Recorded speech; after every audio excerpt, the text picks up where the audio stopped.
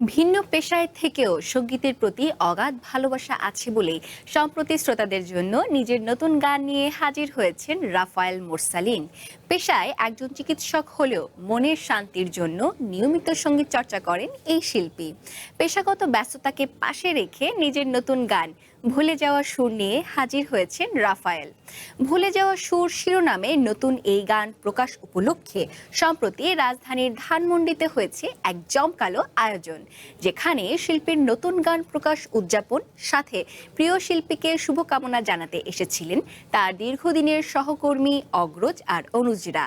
গানটির কথা, সুর ও সঙ্গীতায়োজন করেছেন মেহেদি তামজিদ, গিটারে এমডি মহিউদ্দিন বিপুল, বেস গিটারে কাজী নাহিয়ান পারভেজ অয়ন এবং ড্রামসে ছিলেন রাসেল শিকদার।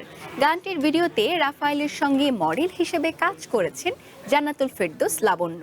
অনলাইনে মুক্তির পর থেকেই রাফায়েল মোরসালিনের নতুন এই গানটি শ্রোতাদের প্রশংসার পাশাপাশি পাচ্ছে ইতিবাচক সাড়া।